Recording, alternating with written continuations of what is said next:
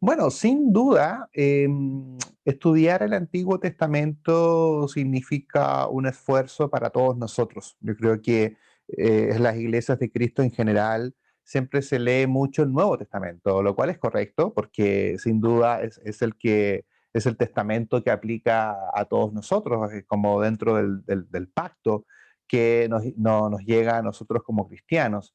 Pero el Antiguo Testamento, claro, no es muy visitado, sabemos algunas generalidades, pero el desafío que estamos tomando aquí con el libro de Éxodo es estudiarlo versículo a versículo, es decir, paso a paso, en el tiempo que esto nos tome. Y también cuando vamos paso a paso, nos encontramos con ciertas historias que son un poco oscuras, que son un poco difíciles de entender y también por ende son poco conocidas. Y es precisamente uno de los temas que vamos a conversar hoy día, que es esposo de sangre, que está en el libro de Éxodo, en el capítulo 4, desde el versículo 18 al 31. Nosotros quedamos en el estudio anterior, en donde Moisés había estado en el monte de Sinaí, o también llamado el monte de Oreb, el monte de Dios, en donde el Señor, a través de una teofanía, se manifiesta en una zarza que ardía, pero que no se consumía.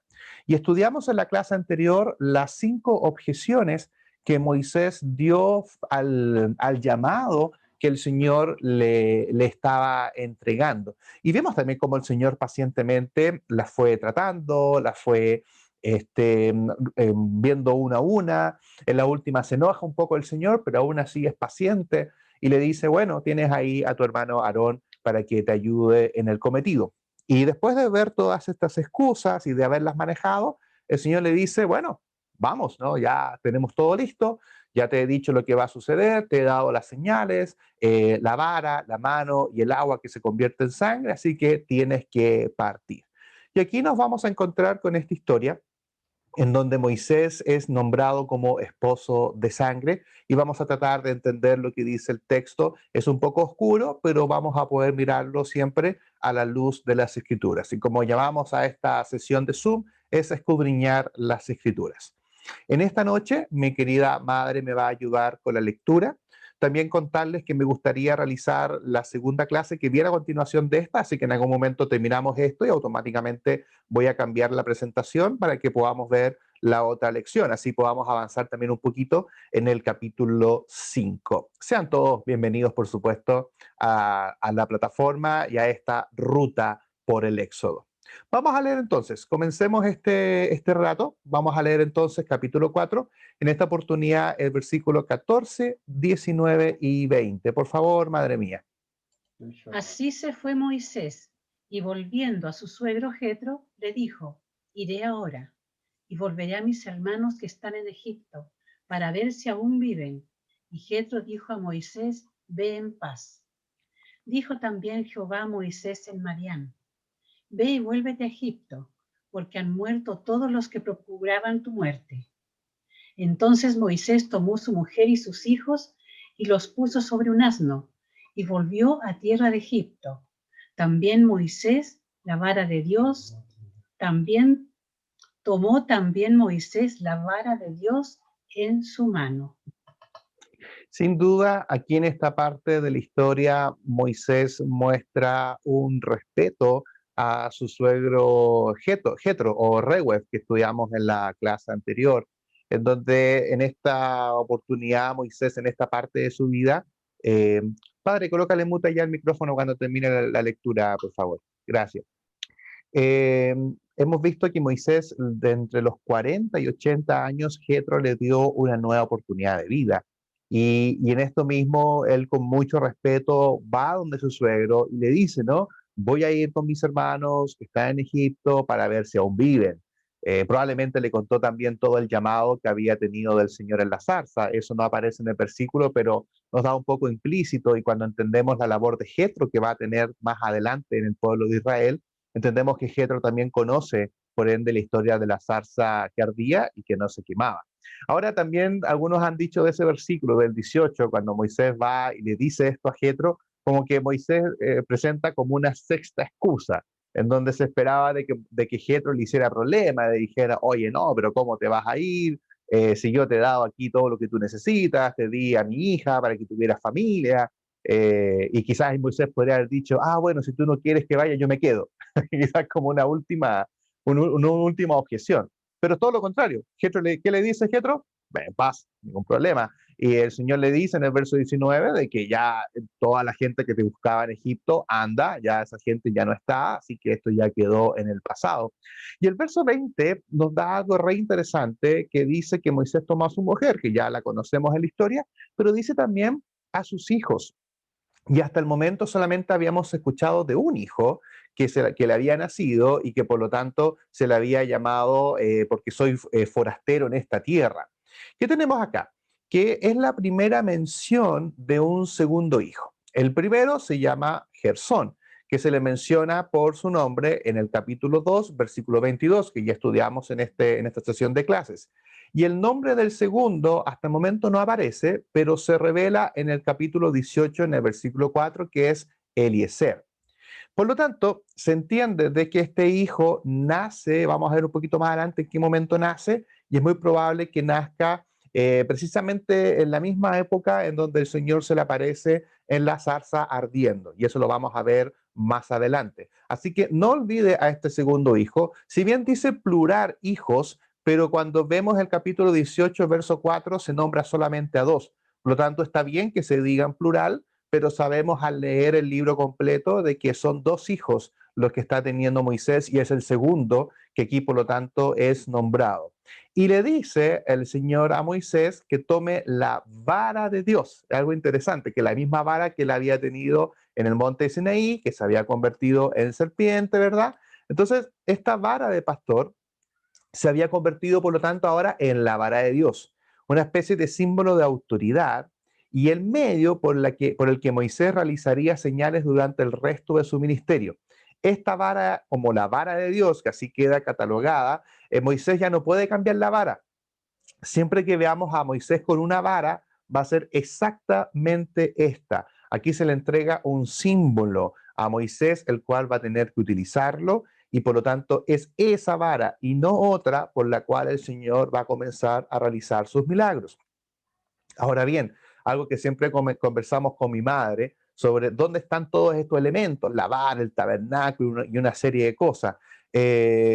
La verdad es que esto pasaría lo mismo que con el falso manto de Jesús, que mucha gente lo adora, que se han hecho todas las pruebas de carbono y no data de la época de Jesús, es simplemente científicamente ya comprobado. Pero la gente necesita algo, necesita tener algo físico para poderse alabar. Entonces yo agradezco mucho, y el Señor por algo también lo hace, que todos estos elementos hayan desaparecido, porque aparecen en la historia con un propósito muy sencillo, y una vez que ese propósito se cumple, todos estos elementos pasan al olvido, desaparecen de la historia de Israel, se pierden en el tiempo. Es lo que pasó con la serpiente que levantaron en el desierto, la gente empezó a adorarlo, entonces tuvieron que destruirla. Es un instinto muy natural del ser humano de adorar cosas. Es bien peculiar eso, los amuletos, la adoración de cosas. La misma Biblia se toma como elemento de adoración. En una de las casas de uno de mis grandes amigos, entré a su casa y tienen la Biblia abierta, probablemente en el Salmo 91, como la hace normalmente la gente. Entonces, la Biblia termina siendo amuleto para mucha gente, lo cual es muy triste. Por lo tanto, estos elementos desaparecen en el tiempo. Pero vemos acá que Moisés, ¿con quién va? Va con su mujer, va con sus hijos, en este caso dos, se suma Eliezer en la historia, y por supuesto el Señor le dice que tome la vara de Dios porque es con la medio del cual va a realizar todos los milagros. Así que tiene que ir a Egipto, empiece su camino desde la tierra de Madián, cruza el desierto y vaya a Egipto, le dice el Señor, porque en realidad toda la gente que lo buscaba ya había muerto. Así que vaya en paz. Tiene el camino liberado, el Señor le ha preparado el camino. Leamos entonces qué otra información le da el Señor para este viaje. Vamos a leer ahí Éxodo 4, del 21 al 23, por favor.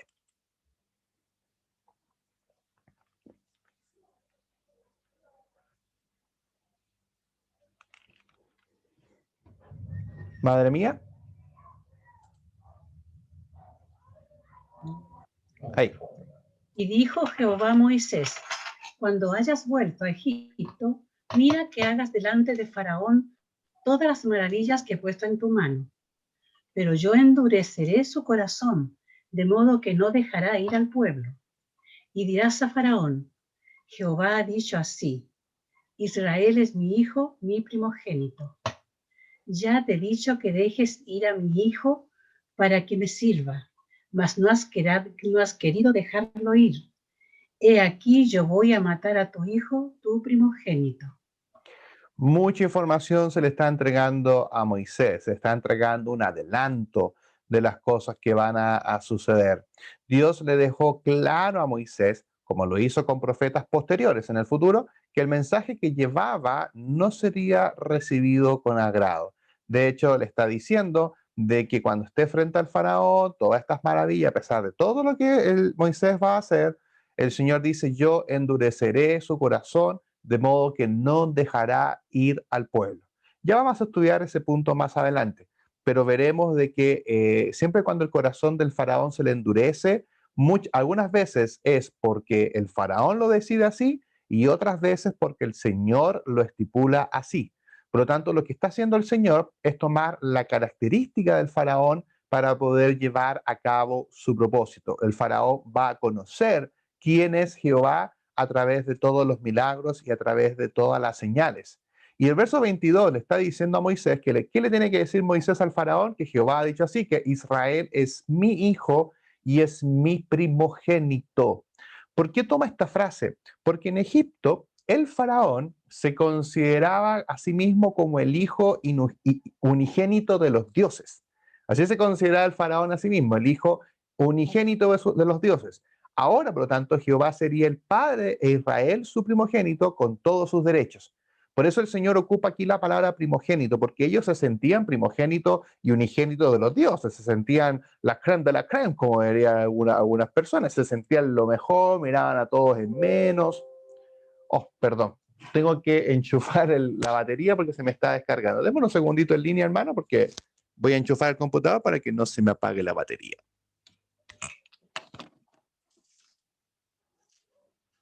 Vamos a ver acá.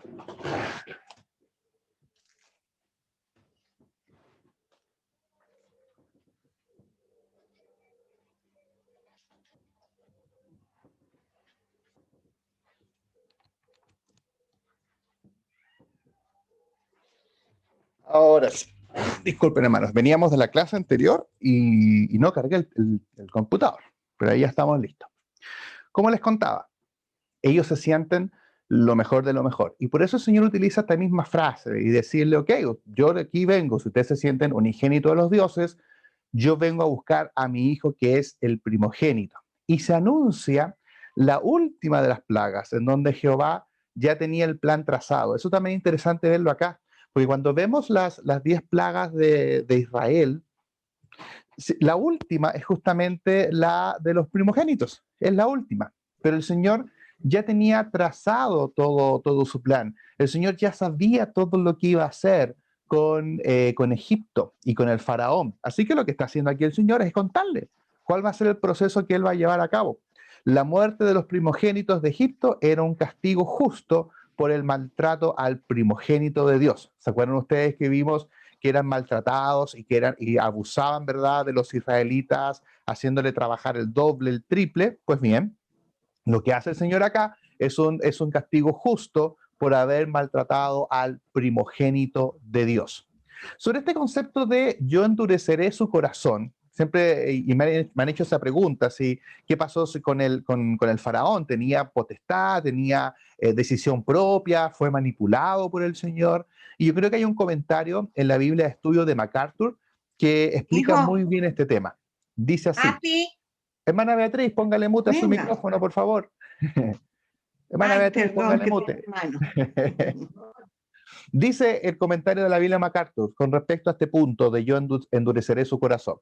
Esta interrelación entre el endurecimiento de parte de Dios y el endurecimiento de su corazón por parte del faraón se tiene que mantener en equilibrio. 10 veces, ahí están los versículos, observa el registro histórico de forma específica que Dios endureció el corazón del rey. Y otras 10 veces, y ahí están los versículos, indica el registro que el rey endureció él mismo su corazón.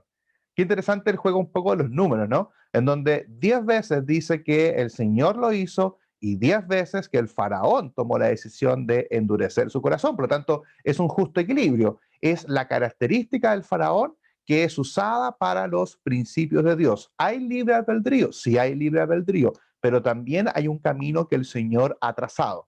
El apóstol Pablo, en el Nuevo Testamento, usó este endurecimiento como un ejemplo de la voluntad inescrutable de Dios para intervenir como Él escoge, pero nunca sin la pérdida de la responsabilidad personal por las acciones emprendidas. Así que hay que leer en el justo equilibrio. Es lo mismo que me preguntaron una vez en una clase sobre Judas, respecto de que, oye, ¿Judas tenía posibilidad de elegir o no? Es la misma explicación. Aquí hay características de las personas que ellos deciden con libre albedrío, pero por supuesto el Señor lo toma para poder llevar a cabo sus propósitos. Y eso es lo que el Señor va a empezar a hacer en esta parte de la historia.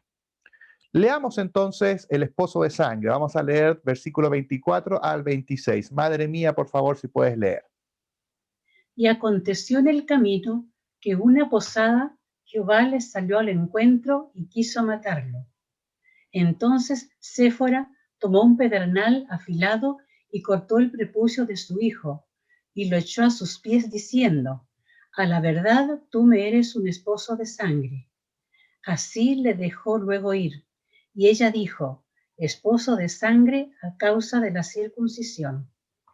Sin duda es uno de los pasajes más extraños por lo que acontece acá, especialmente lo que dice el verso 24, en donde dice que en una posada Jehová le salió al encuentro y quiso matarlo. Uno dice, pero ¿cómo no? Si Moisés es el elegido, pero el Señor dice que quiere matarlo, pues la verdad es que el Señor quiere aquí entregar un mensaje, el Señor quiere enseñarle algo a Moisés. Algunos plantean, es una suposición, no hay texto que diga que es así, de hecho no hay ninguna otra referencia de esto en el Nuevo Testamento, que muchos plantean de que Moisés pudo haber caído enfermo por el hecho de que dice que iban de camino y que tuvieron que entrar a una posada. Por lo tanto, algunos plantean de que él cayó enfermo. Y por ende se entiende de que el Señor, una enfermedad tan grave que sienten que Jehová le salió al encuentro y quiso matarlo. Sin duda, detrás de la enfermedad está el Señor, está justamente tomando la enfermedad para entregarle un mensaje a Moisés, que es lo mismo que estudiamos cuando estuvimos revisando el libro de Job, en donde en el libro de Job vemos que la enfermedad y todo lo que le sucede es porque detrás hay un mensaje que el Señor quiere entregar. Jehová enseñaría en esta historia a Moisés que su justicia va para con todos y no hay favoritos. Es decir, Moisés no entró a la tierra prometida a pesar de todo. ¿Se acuerdan ustedes que Moisés no entró a la tierra prometida? Producto también de su carácter, el Señor lo dejó fuera. Esto es como ley pareja, en donde le está enseñando a Moisés de que puede ser el elegido, puede que el Señor le haya preparado el camino, pero él tiene que hacer ciertas cosas, tiene que cumplir con ciertas cosas.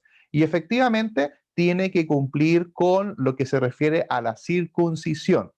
Porque yo creo que Eliezer nace precisamente en este periodo, corto periodo de tiempo, porque no así con su primer hijo, que su primer hijo probablemente él ya estaba circuncidado, pero aquí no es lo mismo con su segundo hijo, sino que emprenden el viaje, pero hay algo que falta. Además que sabemos que Jetro, como patriarca, y Moisés, que también fue criado no solamente con la cultura egipcia, sino con la cultura hebrea, ambos saben lo importante de la circuncisión. Y por ende, el Señor tiene que entregar aquí un mensaje. Si vamos a hacer esto, si vamos a liberar al pueblo, tienes que hacer las cosas bien. Y dentro de eso era precisamente que su segundo hijo no estaba circuncidado todavía. El hijo mencionado es un comentario personal. El hijo mencionado es Eliezer, que es introducido en la historia basado en el contexto. Esto, queridos hermanos, es una conclusión personal. La verdad es que dentro de mis textos de apoyo no señalan todos que fue Eliezer, pero viendo un poco el contexto y viendo también el significado de Eliezer, me hace mucho sentido, porque el nombre Eliezer significa mi Dios ayuda, a diferencia del primer hijo que significa soy forastero en esta tierra. Entonces, ¿por qué digo yo? ¿Por qué Moisés le puso el nombre mi Dios ayuda? Y es precisamente después del evento de la zarza. Es decir, cuando el Señor le dice que vengo a ayudar a mi pueblo, puedes volver a Egipto, le está dando una nueva oportunidad a Moisés también para tener un nuevo propósito en su vida. Por lo tanto, el nombre Eliezer, que significa mi Dios ayuda, calza muy bien. Mi Dios ayuda porque lo liberó de la mano del faraón, como leo ahí en pantalla. Basado en el versículo 19, que está más arriba, estaba recién nacido y no estaba circuncidado. Entonces aquí lo que hace Séfora, entendiendo lo que tenían que hacer como hebreos, es tomar un pedernal afilado, cortar el prepucio de su hijo y lo echó a sus pies.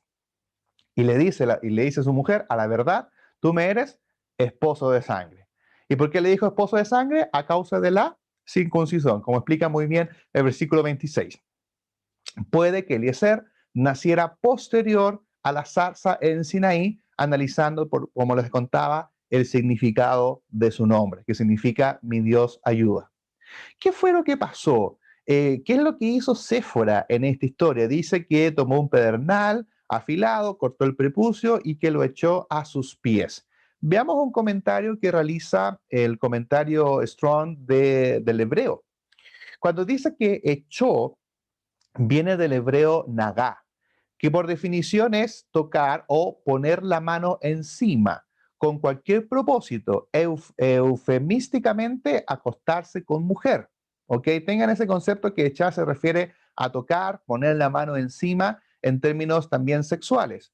Y cuando dice que echó a sus pies, la palabra piel, que significa reguel, que significa, dice acá definición pie, porque se usa al caminar, pero también de forma implícita es un eufemismo para pudentas partes privadas. Es decir, ¿qué sucede acá en la historia? Tomando las palabras en griego. La Reina Valera lo traduce bien, de hecho traduce tal cual la frase, pero en ese tiempo echar y pies se está refiriendo a connotaciones más bien íntimas. Así que, ¿con qué podemos concluir en la historia?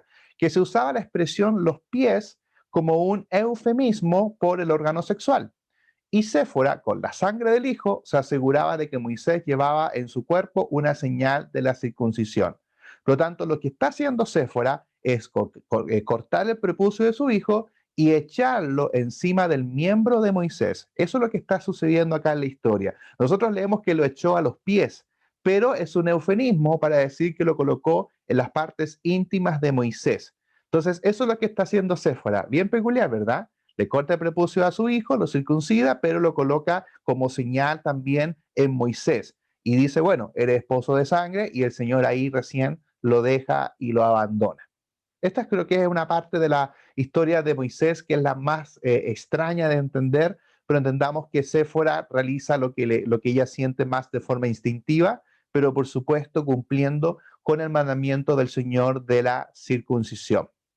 ¿Por qué quiso Dios matar a Moisés? ¿Y por qué se registra este incidente en el libro de Éxodo? Un comentario que dice de la Biblia para hoy sobre Éxodo. Dice, el porqué de la historia probablemente se relaciona con, punto número 1, la importancia de la circuncisión. Moisés no podría haber guiado al pueblo de Israel si era desobediente a uno de los mandamientos fundamentales del Señor. Porque entendamos que en la era patriarcal, a través de Abraham, la circuncisión termina siendo como señal de su pueblo. Y punto número 2, la importancia de que el líder de Israel proveyera un buen ejemplo a la obediencia fiel a los que pretendía guiar. Entonces imagínese usted lo que podrían decir los judíos más aférrimos. Mira, nos está guiando, pero tiene un hijo no circuncidado. Entonces el Señor tiene que hacer las cosas bien y genera este evento para que antes de que lleguen, el hijo quede circuncidado. Sigo leyendo. La vida de Moisés fue perdonada con una operación que involucró el derramamiento de sangre.